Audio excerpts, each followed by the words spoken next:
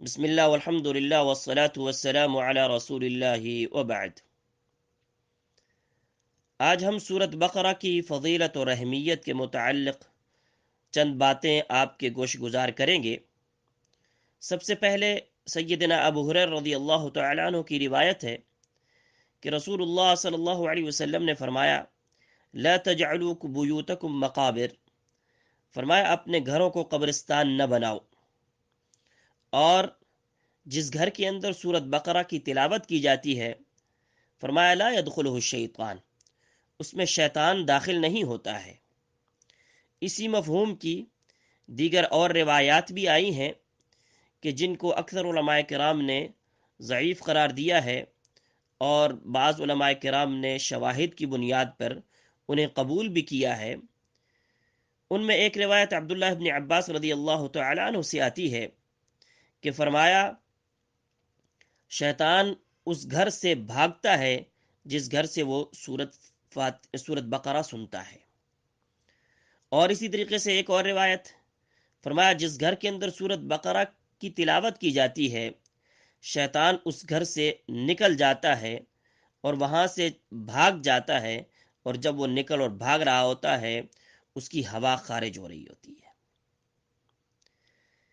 اسی طرح سے مسلم کے اندر روایت ہے، ابو امامہ الباہلی رضی اللہ تعالیٰ عنہ بیان کرتے ہیں، فرمایا کہ آپ صلی اللہ علیہ وسلم نے فرمایا قرآن کریم کو پڑھا کرو، کیونکہ یہ کل قیامت والے دن اپنے پڑھنے والوں کی شفاعت کرے گا۔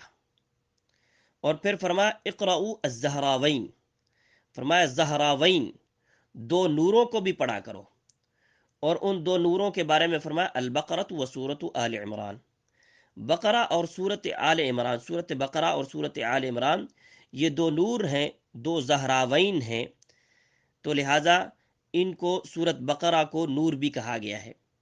اور کہا کہ یہ کل قیامت والے دن آئے گی، کس صورت میں؟ فرمایا یہ دو بادلوں کی صورت میں یہ دو صورتیں آئیں گی۔ اسی طریقے سے ایک اور مثال بیان کی، کہا کہ گویا کہ وہ کالے بادل ہیں، کالی بادلیوں کی طرح دو بادل آئیں گے۔ اور پھر اسی طریقے سے ایک تیسری مثال بیان کی، کہا کہ جیسے پرندے صف کی حالت میں ٹولیاں بنا کر کے چلتے ہیں، کہا کہ گویا کہ دو ٹولیوں کی صورت میں یہ چلتی ہوئی آئیں گی، اور یہ کیا کریں گی؟ کہا یہ اپنے پڑھنے والوں کا دفاع کریں گی۔ اس لیے پھر آخری الفاظ آپ صلی اللہ علیہ وسلم نے فرمایا اقرؤوا سورۃ البقرہ، سورۃ بقرہ کو پڑھو، فإن أخذها برکہ، اس کو لے لینا، اس کو حفظ کرنا، اس کو سننا، اس کو سمجھنا، اس کے معانی اور مفاہیم کو اپنے دل و دماغ میں بٹھانا، اس کے اوپر عمل کرنا، یہ سارا کچھ اس کو لے لینے کا ہے۔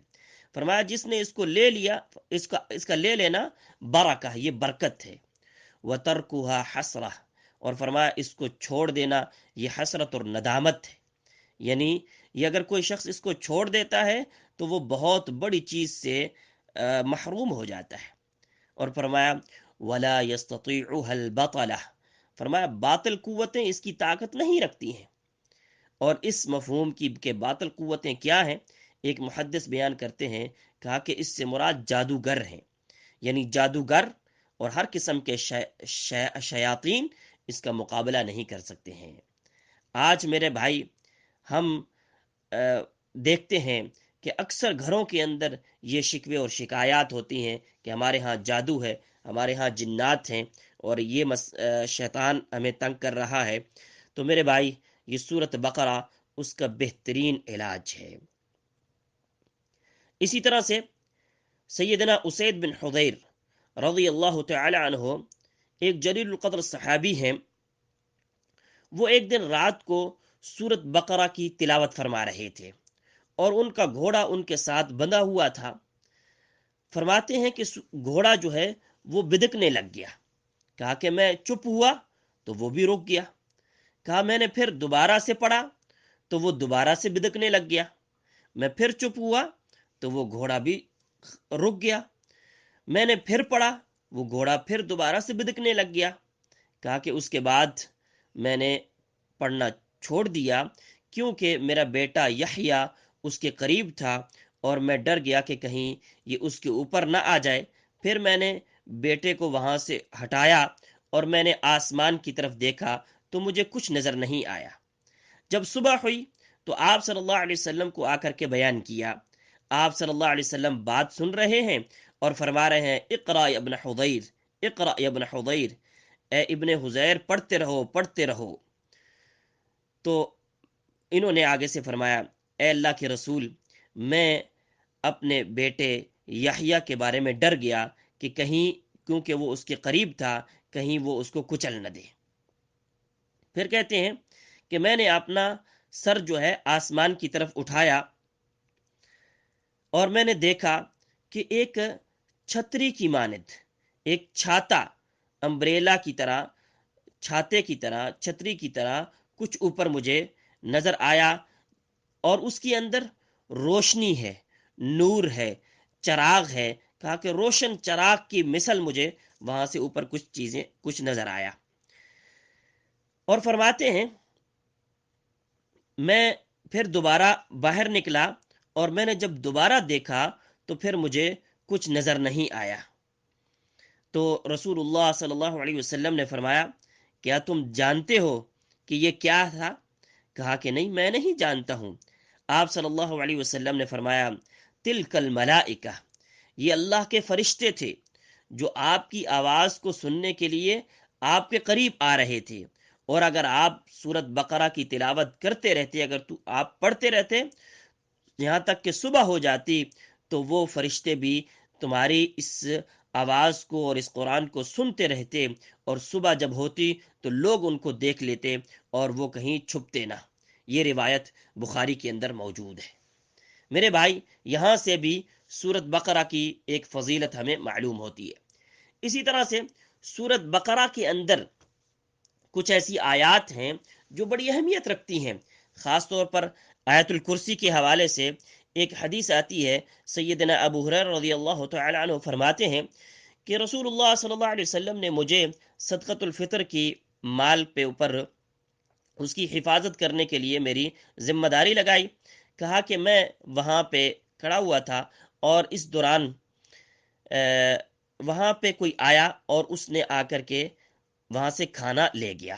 میں نے اس کو پکڑا اور کہتے ہیں میں نے اس کو کہا کہ میں تیری بات یا تجھے رسول اللہ صلی اللہ علیہ وسلم تک پہنچاؤں گا اور وہاں تک لے جاؤں گا۔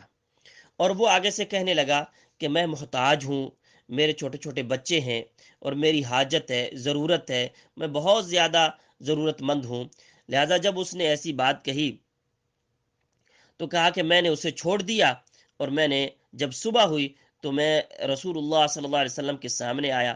آپ صلی اللہ علیہ وسلم نے فرمایا اے ابو ہریرہ، رات کو تیرے قیدی نے کیا کیا؟ کہا کہ میں نے کہا کہ اے اللہ کی رسول، اس نے اپنے بال بچوں کا رونا رویا اور اس نے اپنی حاجت و ضرورت کے بارے میں کہا، تو مجھے رحم آ گیا اور میں نے اسے چھوڑ دیا۔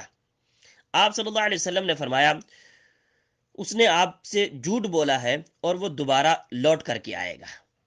کہا کہ میں نے اس کے بعد یہ سمجھ لیا کہ آپ صلی اللہ علیہ وسلم نے جب کہہ دیا تو لہذا وہ لوٹ کر کے آئے گا، تو میں اس کا پیچھا کرنے لگ گیا، میں اس کو دیکھنے لگ گیا۔ اچانک دیکھا کہ وہ دوبارہ سے کھانا وہاں سے، یا وہاں جو بھی مال تھا وہ وہاں سے اٹھانے لگا۔ کہا کہ میں گیا اور میں جا کر کے میں نے اس کو پکڑ لیا اور میں نے اس کو کہا کہ اب تو میں نے تجھے ضرور رسول اللہ صلی اللہ علیہ وسلم تک لے کر کے جاؤں گا۔ اس نے کہا کہ مجھے چھوڑ دیجئے، میں بہت زیادہ محتاج ہوں، میرے چھوٹے چھوٹے بچے ہیں اور میں بہت ضرورت مند ہوں، لہٰذا میں دوبارہ نہیں آؤں گا، لیکن مجھے اب چھوڑ دیجئے، میں دوبارہ نہیں آتا ہوں۔ کہا کہ مجھے رحم آ گیا اور میں نے اس کو چھوڑ دیا۔ جب صبح ہوئی تو پھر رسول اللہ صلی اللہ علیہ وسلم نے پوچھا اے ابو ہریرہ، رات کو تیرے قیدی نے کیا کیا؟ میں نے کہا اللہ کے رسول، اس نے اپنی حاجت و ضرورت اور اپنے بچوں کی شکایت کی مجھے ہے اور ان کا رونا رویا، تو مجھے رحم آ گیا اور میں نے اس کا راستہ چھوڑ دیا اور میں نے اسے جانے دیا۔ آپ صلی اللہ علیہ وسلم نے فرمایا اس نے آپ سے جھوٹ کہا ہے اور وہ دوبارہ لوٹ کر کے آئے گا۔ پھر میں نے اس کا پیچھا کرنا شروع کر دیا کہ یہ اب دوبارہ تاک لگا کر بیٹھ گیا کہ یہ اب دوبارہ بھی آئے گا، وہ پھر آ گیا اور وہ پھر وہاں سے کھانا اٹھا رہا تھا، اور میں نے اس کو پکڑ لیا اور میں نے اس کو کہا کہ اب تو میں تمہیں ضرور رسول اللہ صلی اللہ علیہ وسلم تک لے کر کے جاؤں گا کہ یہ اب تیسری مرتبہ ہے، یہ آخری مرتبہ ہے، اور تو یہ کہتا تھا کہ میں دوبارہ نہیں آؤں گا، لیکن تو دوبارہ آ گیا ہے۔ اس نے کہا کہ مجھے چھوڑ دیجئے، میں آپ کو چند ایک کلمات سکھا دیتا ہوں جو تمہیں ضرور فائدہ دیں گے۔ میں نے کہا کہ وہ کیا کلمات ہیں؟ اس نے کہا کہ جب تم اپنے بستر کے قریب آؤ تو آیت الکرسی پڑھ لیا کرو، اللہ لا الہ الا هو الحی القیوم سے لے کر کے آخر تک اس کو پڑھ لیا کرو، تو اللہ رب العزت کی طرف سے تیری حفاظت کے لیے ایک فرشتہ مقرر ہو جائے گا، اور کوئی شیطان تیرے قریب نہیں آئے گا حتی تصبح، یہاں تک کہ تو صبح کر لے۔ کہا کہ میں نے اس کو چھوڑ دیا، اس کا راستہ چھوڑ دیا، تو جب میں نے صبح کی تو رسول اللہ صلی اللہ علیہ وسلم نے فرمایا رات کو تیرے قیدی نے کیا کیا؟ میں نے کہا اے اللہ کے رسول، اس نے مجھے کہا کہ میں تمہیں کوئی کلمات سکھاتا ہوں جو تمہیں نفع دیں گے، جو تمہیں فائدہ دیں گے، تو میں نے اسے چھوڑ دیا۔ آپ صلی اللہ علیہ وسلم نے فرمایا وہ کیا کلمات ہیں؟ تو کہا کہ میں نے بتایا کہ اس نے کہا کہ جب تو اپنے بستر کے قریب آئے تو آیت الکرسی پڑھ لیا کر آخر تک، تو تیرے لیے ایک حفاظت کرنے والا فرشتہ جو ہے وہ مقرر ہو جائے گا، اور تیرے قریب شیطان بھی نہیں آئے گا۔ صحابہ اکرام، راوی یہاں پہ بیان کرتے ہیں کہ صحابہ اکرام خیر کے بہت زیادہ حریص تھے، جہاں کہیں سے بھی خیر ملتی تھی وہ اس کو لینے والے تھے، اس کے بہت زیادہ حریص تھے۔ تو نبی صلی اللہ علیہ وسلم نے فرمایا بے شک اس نے سچ سچ کہا ہے لیکن وہ جھوٹا ہے، اس نے سچ کہا ہے لیکن وہ جھوٹا ہے۔ اور پھر پوچھا کہ اے ابو ہریرہ، تم جانتے ہو یہ 3 راتوں سے تمہارا مخاطب کون ہے، تمہارا پالا کس سے پڑ رہا ہے؟ تو انہوں نے کہا کہ نہ مجھے نہیں پتا ہے۔ تو آپ صلی اللہ علیہ وسلم نے فرمایا ذاک شیطان، یہ شیطان ہے۔ لہذا اس سے پتہ چلتا ہے کہ اس صورت کے اندر آیت الکرسی ایک بڑی عظیم آیت ہے۔ اسی طرح سے آیت الکرسی کے بارے میں یہ بھی آپ صلی اللہ علیہ وسلم کا فرمان ہے کہ جس نے ہر نماز، فرض نماز کے بعد آیت الکرسی پڑھی، اسے جنت میں داخلے کے لیے موت کے سوا کوئی چیز روکنے والی نہیں ہے۔ لہذا میرے بھائی، یہ صورت بڑی اہمیت کی حامل ہے۔ اس صورت کا نزول مدینہ منورہ کے اندر ہوا ہے، اور مدینہ منورہ میں بھی پہلے اوائل کے دنوں میں، شروع کے دنوں میں ہی یہ صورت نازل ہوئی ہے۔ کچھ لوگ کہتے ہیں کہ یہ مدینہ منورہ کے اندر آخری دنوں میں نازل ہوئی ہے۔ البتہ واتقوا یوما ترجعون فیہ الی اللہ والی آیت جو ہے، جو 281 281 نمبر آیت جو ہے، یہ آخری میں نازل ہوئی ہے، اور اس آیت کے بارے میں کہا جاتا ہے کہ سب سے آخر میں یہ آیت نازل ہوئی ہے۔ اس صورت کے متعلق جن لوگوں نے کچھ حسابات کیے ہیں، ان میں کچھ لوگوں نے یہ کہا ہے کہ 286 آیات ہیں، اور کسی نے 287 آیات بھی ذکر کی ہیں، اور اسی طریقے سے انہوں نے کہا کہ 6221 کلمات اس کے اندر آتے ہیں۔ اسی طریقے سے 25500 حروف اس صورت کے اندر موجود ہیں، لیکن یہ ساری وہ چیزیں ہیں جن کے اندر گنتی اوپر نیچے ہوتی رہتی ہے۔ بعض علماء کرام نے یہ بات بھی ذکر کی ہے کہ اس صورت کے اندر 1000 خبریں ہیں۔ اللہ رب العزت نے جو اخبار اور خبریں ہمیں دی ہیں، 1000 خبریں اس صورت کے اندر ہیں، اور پھر اسی طریقے سے جو اللہ نے حکم اور احکامات دیے ہیں، جو امر دیا ہے، فرمایا وہ بھی 1000 حکم ہیں اس کے اندر۔ اسی طریقے سے کہا جن چیزوں سے منع کیا ہے، جو نہیں دی ہے ہمیں، وہ بھی 1000 نہیں اور منع چیزوں سے منع جو ہے وہ بھی اس کے اندر موجود ہے۔ لہذا اس صورت کے اندر بہت کچھ ہے۔ اسی لیے تو سیدہ عائشہ صدیقہ رضی اللہ تعالی عنہا سے روایت ہے، مسند احمد کے اندر حسن درجے کی روایت ہے، کہ آپ صلی اللہ علیہ وسلم نے فرمایا کہ یہ من اخذ السبع الاول، جس نے پہلی 7 صورتیں لے لیں، یعنی حفظ کر لیں، ان کو معانی اور مفاہیم کو سمجھ لیا، ان کو اچھے طریقے سے ان کے بارے میں علم حاصل کر لیا، تو فرمایا فہو حبر، وہ بہت بڑا عالم دین بن گیا ہے، وہ بہت بڑا عالم دین بن گیا ہے۔ لہذا میرے بھائی یہ ان صورتوں کی بڑی اہمیت ہے۔ اسی طریقے سے ایک روایت میں یہ بھی آتا ہے کہ آپ صلی اللہ علیہ وسلم نے صحابہ کرام کو یا اصحاب سورۃ البقرہ یہ کہہ کر کے پکارا ہے کہ اے سورت بقرہ والو، اور سورت بقرہ والے وہ کیسے نہ ہوتے کہ وہ تو قرآن کو لیتے تھے اور سورت بقرہ ان چیزوں کو حفظ کرتے تھے۔ سیدنا عبداللہ ابن عمر رضی اللہ تعالیٰ عنہ کے بارے میں آتا ہے کہ انہوں نے 8 سال میں سورت بقرہ حفظ کی ہے۔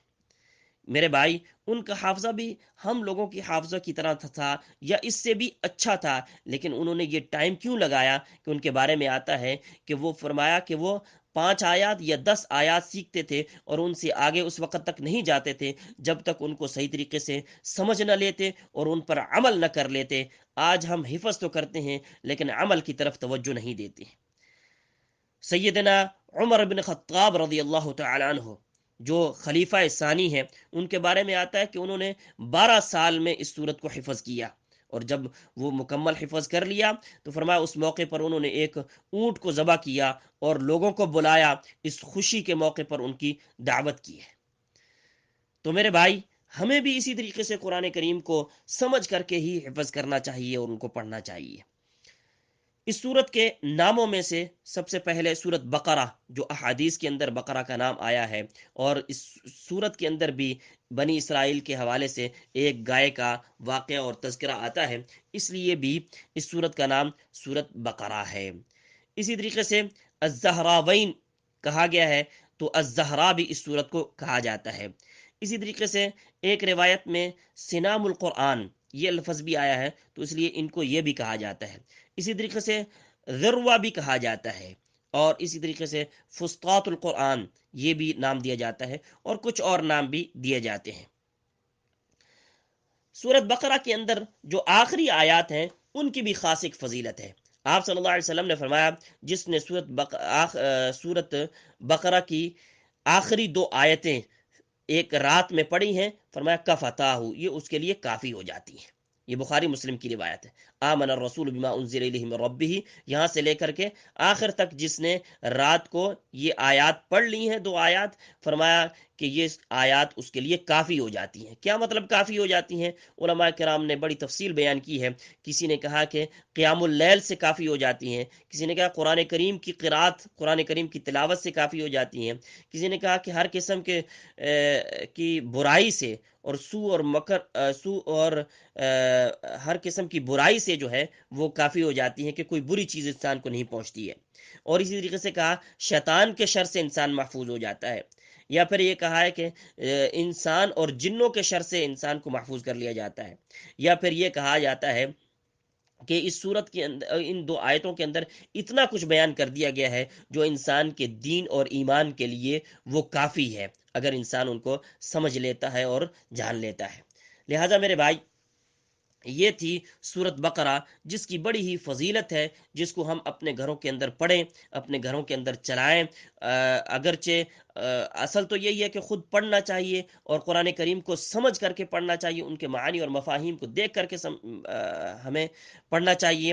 اور آج کل کے دور کے اندر ہمارے سامنے ہے یہ موبائل، جو آج کل اسمارٹ موبائل ہمارے پاس آ گئے ہیں، جن کے اندر قرآن کریم ہمارے پاس ترجمے کی صورت میں مل جاتا ہے، ویڈیو آڈیو ہر صورت میں مل جاتا ہے۔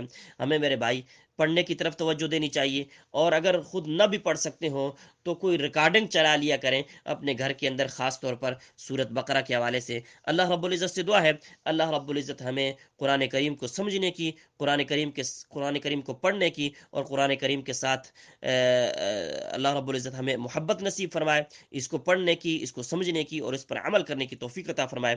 وآخر دعوانا ان الحمد للہ رب العالمین۔